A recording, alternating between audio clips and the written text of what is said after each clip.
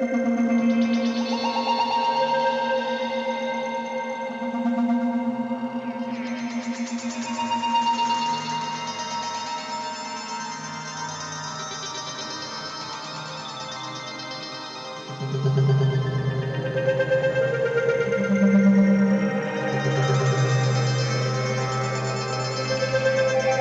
M5 Stuart was one of the most iconic light tanks fielded by the United States during World War II, a small, fast machine that earned a big reputation on the battlefield. Developed as an improvement over the earlier M3 Stuart, it carried the same spirit of speed and reliability but introduced better engines, smoother handling, and a more practical design.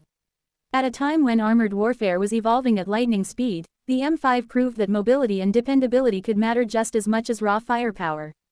Powered by twin Cadillac V8 engines connected to an automatic transmission, the M5 was surprisingly easy to drive compared to other tanks of its generation.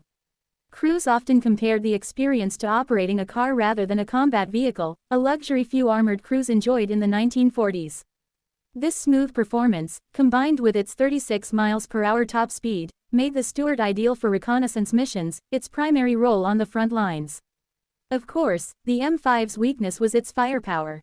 Its 37mm gun was still capable against light armor and infantry positions, but by 1943 it was hopelessly outmatched by heavier German tanks like the Panzer IV, Panther, and Tiger. Because of this, Stuart crews learned to rely on speed, surprise, and terrain rather than direct engagement. The tank became the eyes and ears of American armored divisions, spotting enemy movements and guiding larger Shermans into battle.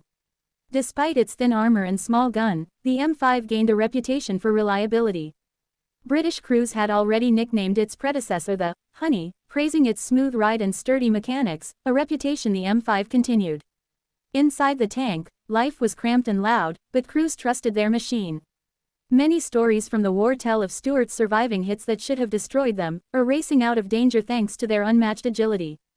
The M5 saw action in nearly every major theater of World War II. In North Africa, it sped across desert plains where heavier tanks struggled. In Italy, it climbed difficult mountain terrain that demanded maneuverability.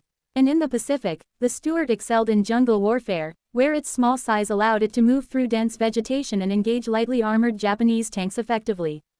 By late 1944, the M5 was showing its age, and the US began transitioning to the M24 Chaffee, a light tank with better armor and a more powerful 75mm gun.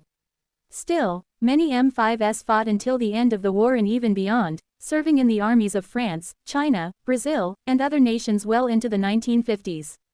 More than 8,800 M5 Stuarts were built, and their versatility extended far beyond the battlefield. Their chassis became the basis for command vehicles, reconnaissance variants, and even anti-aircraft platforms. Today, restored Stuarts in museums and private collections stand as reminders of a tank that earned its place in history not through sheer power, but through speed, reliability, and the courage of its crews.